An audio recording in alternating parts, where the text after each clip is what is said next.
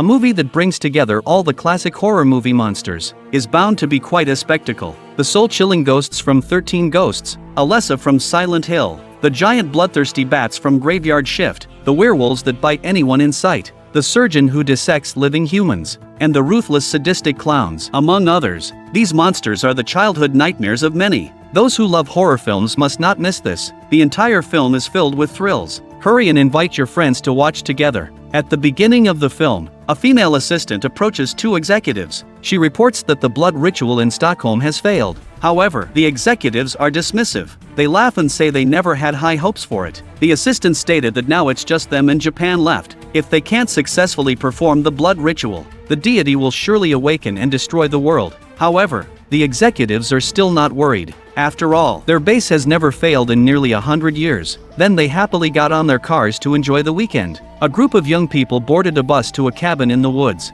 They were chatting and laughing, looking forward to the trip ahead. But what they didn't know was that someone had been watching them in the shadows. On the bus, Helen was exceptionally happy. She said the cabin they were going to couldn't even be located by satellites, and there was no signal at all. They could have a great time. The bus stopped at a gas station along the way. A sign on the door said closed for business, but Hunter pushed his way inside. He curiously looked around at everything inside. Suddenly, hold it! I don't think there's gonna be any. You come here running, fighting.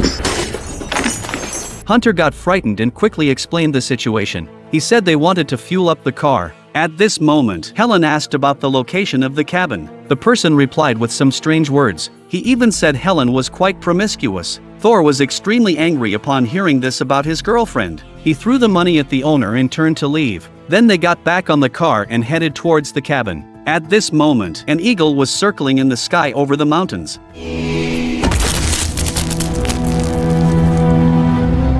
It seemed that there are some unspeakable secrets here. They quickly found the cabin after passing through the tunnel. The cabin, which had not been lived in for years, had no dust at all. It looked quite abnormal, but everyone was quite satisfied with the place. They quickly started choosing their rooms. Hunter casually picked a room, but when he saw the painting on the wall, he found it terrifying. So he took the painting down. Suddenly, Dana appeared in front of him, and it seemed like she couldn't see him at all. She started changing her clothes right there. Hunter wanted to look but didn't dare to. He hurriedly told the others about it. At this moment, Martin raised a question. Two-way mirrors are typically used for observation rooms. Why would it be installed in a home? Thor said his cousin didn't mention this when inviting them to play, but since it was free, they shouldn't be picky. Then, Hunter and Dana switched rooms, watching the other person flaunt their figure. Dana quickly put the painting back, but the painting was too frightening, so she had to cover it with a cloth. At this moment, everyone's actions were being clearly observed. As the camera zoomed in,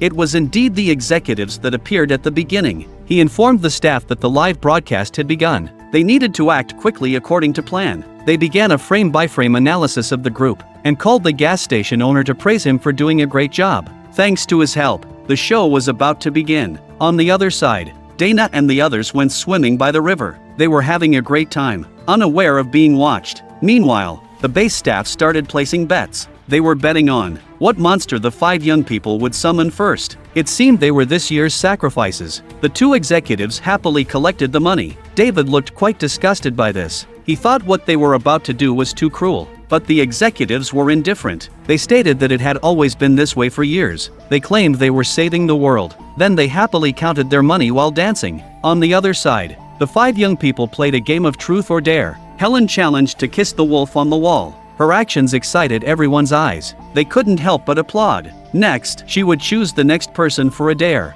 Helen chose Dana. Just then, the door to the cellar suddenly opened behind them. Helen suggested it was perfect for Dana to go down and scout. The atmosphere was already built up for it. Dana had to muster her courage and go down. Inside, there were many items displayed. They looked quite old. Then, the others also entered the cellar. They carefully examined the items inside, and even started to fiddle with things. At this moment, Martin suggested that everyone shouldn't touch anything. The mysteriously open door was too eerie. It would be better if they went outside. The others thought he was too cowardly after hearing this. They said the more bizarre, the more fun it would be. They ultimately decided that each person would choose one item, but what they didn't know was that the items they chose would determine their method of death. Everything was under the control of the executives. At this moment, Dana chose a diary. She opened it and began reading the contents inside, accompanied by her reading. There seemed to be something breaking through the ground. The next second,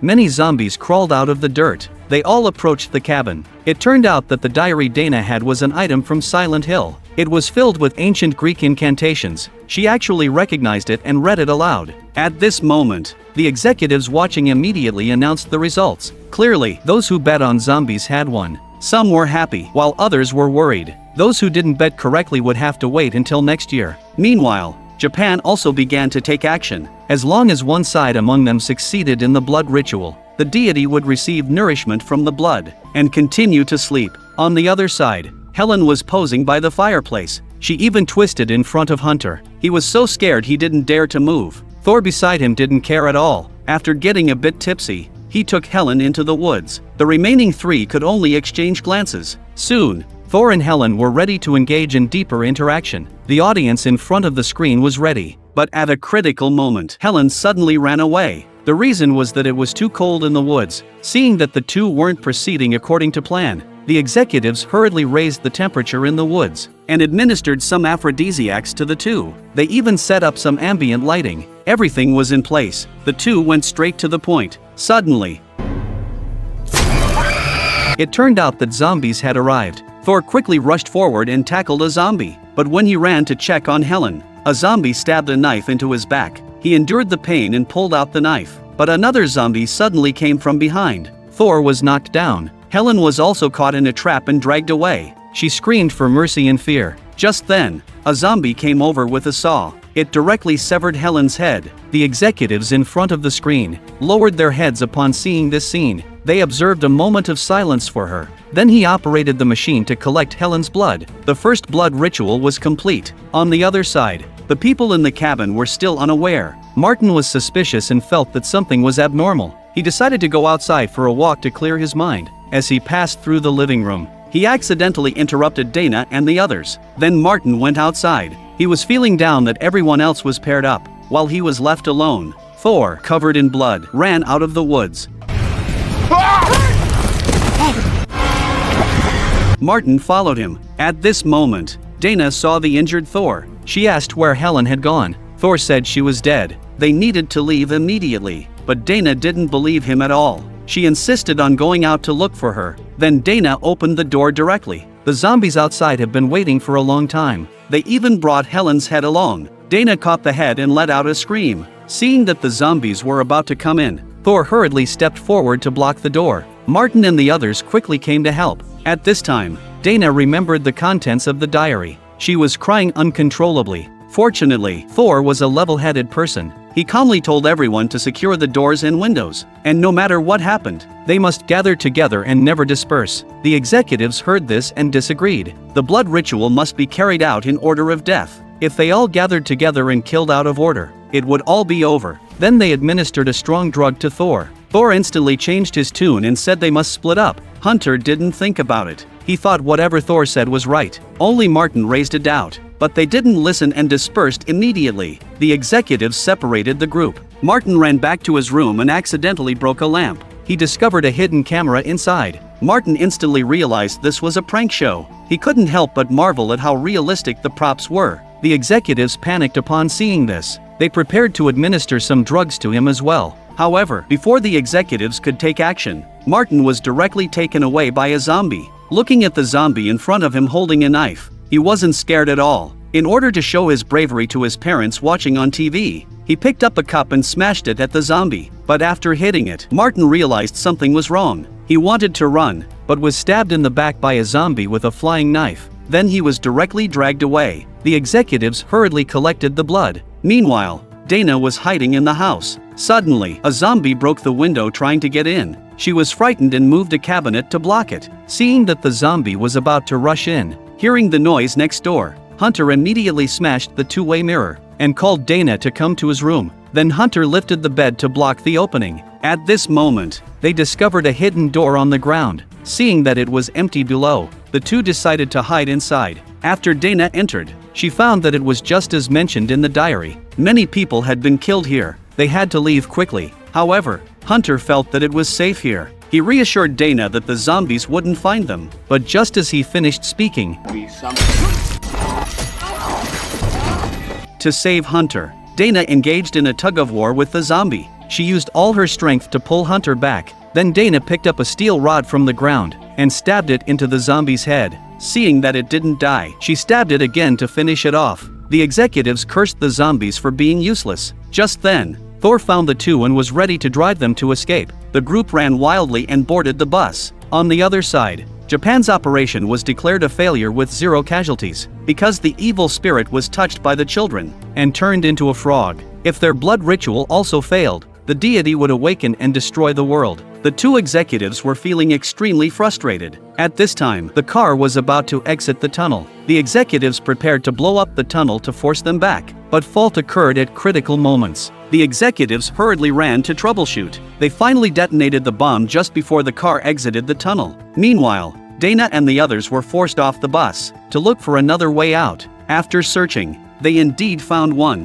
However, this path was very dangerous. If they didn't jump across, they would fall into the abyss. At this moment, Thor suggested he could ride a motorcycle to get across. This distance was no problem for him. As long as he got across, he could return to the city for help.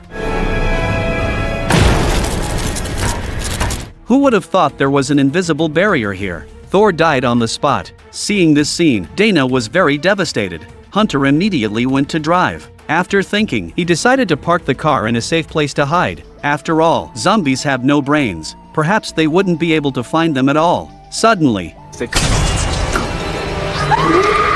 it seemed that some zombies did have brains. Due to Hunter's death, the car lost control and crashed into the lake. The executives celebrated by opening champagne upon seeing this. This was their victory. However, just as they were celebrating, Dana escaped from the car. She managed to get back to the shore. Now all her friends were dead. She couldn't understand how the trip had turned into this. At this moment, a zombie chased after her. It threw a rope around Dana's head. On the other side, the executives directly held a party. Only David silently watched the screen. At this time, someone called to say, Dana couldn't die yet. She had to be the last one standing. The executives were stunned to hear this. Isn't she the last one now? Could there still be someone alive? Meanwhile, the zombie swung the bear trap in its hand, preparing to deliver a fatal blow to Dana. Suddenly, a stick wrapped around the chain and pulled the zombie down. It was Martin who had come to the rescue. Then, the two ran back to the cabin. Zombie Alessa chased after them, but Dana turned around to find Martin digging a hole. Fortunately, after digging for a while, he opened a hidden door. Martin had already discovered the existence of the base. He pressed the switch on the wall. An elevator leading to the base appeared. However, the elevator was shaking for some reason. Suddenly, the two were startled, but when they turned around, they saw the ghost from the 13 Ghosts and the mutant from Hellboy. They couldn't understand why there were so many monsters here, until they saw the item held by the Lord of Hell and Hellraiser. Dana finally understood everything. The items in the cellar corresponded to each type of monster. Whatever they activated first, that would determine what monster would kill them. After Dana learned the truth, she was extremely distraught. She crazily slapped the glass to vent her anger.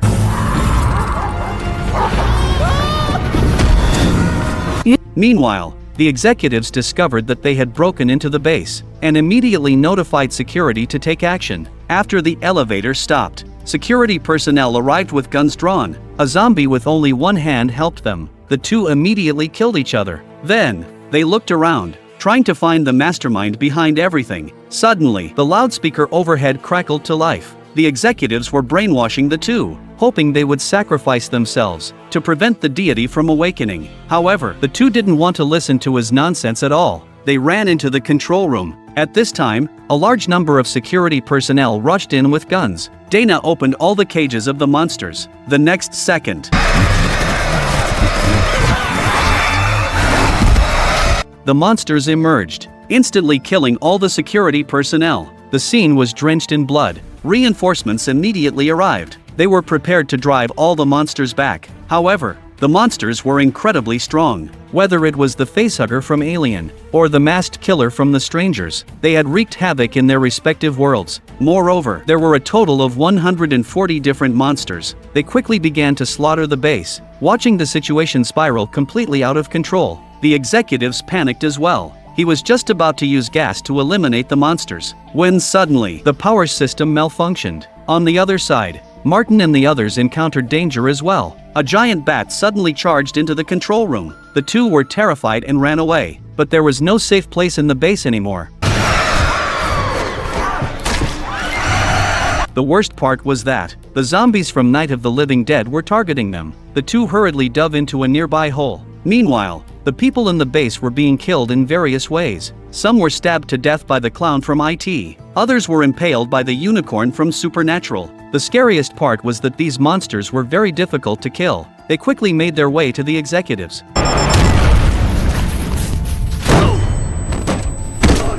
Colleagues were slaughtered by the monsters, while the executives were still opening the escape door. He was furious, wondering why he had set such a complicated password. He finally managed to open the main door. Just then, his female assistant was suddenly grabbed by an octopus. The remaining executive jumped down by himself. Coincidentally, Martin and the others ended up here as well. They heard strange noises and thought it was a monster. They directly stabbed the executive with a knife. In his dying moments, he was still advising Dana to kill Martin, to complete the blood ritual, but they didn't know what the executive intended to do. Then, the two delved deeper into an altar. There were 5 murals on the wall. After looking, Dana finally understood the executive's meaning. The 5 of them corresponded to the 5 murals on the wall. They were the chosen sacrifices, and they couldn't die immediately. They had to be tortured to death to complete the blood ritual. At this moment, the true mastermind appeared. She was the alien queen from Alien. She revealed the truth about the blood ritual to them. The sacrifices must die in order. So the promiscuous Helen was the first to die, and the athlete Thor,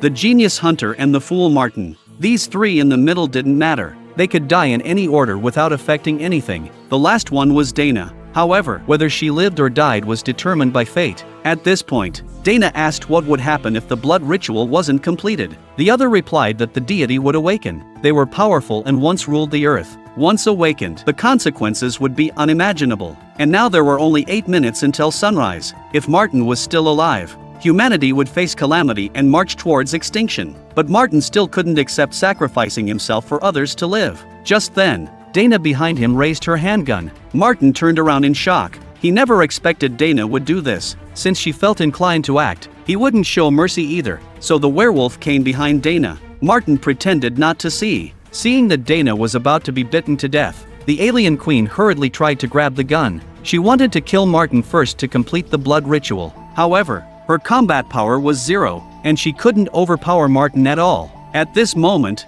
Martin fired several shots at the werewolf. The werewolf fled in fear. Unexpectedly, the alien queen kicked Martin down. The two grappled again in a struggle for the gun. This time, Martin couldn't wrest it from her. Just as the alien queen was about to pull the trigger, suddenly,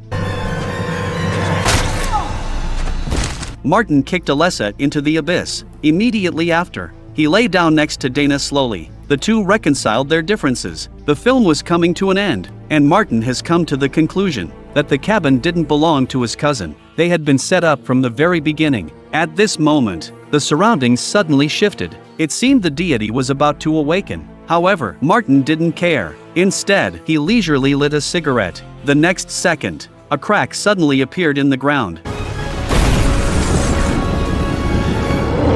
The film ended here. The pacing of the movie was tight. There was no place for delay. The level of gore and horror was ramped up to the max. The ending completely defied expectations. There was no forced heroism. It was refreshing and eye-opening. When first seeing the group of 5 sent to their deaths, there was a bit of fear as it seemed to follow the old tropes. But unexpectedly, this film had its own unique style. It brought in monsters from various classic horror films. It was simply thrilling. Although the film primarily focused on horror, there were also plenty of humorous moments. However, the executives at the base were too arrogant, and had been investigating for so long, but they still haven't figured it out. In fact, the blood ritual was doomed to fail from the start. The higher-ups didn't clarify the specific identities of the 5. Let me briefly mention here that Dana had been close to the professor at school, and she had also gotten together with Hunter in the cabin. So Dana wasn't a virgin at all. Helen seemed to be frivolous, but she only had Thor as her boyfriend. From her various confusing behaviors,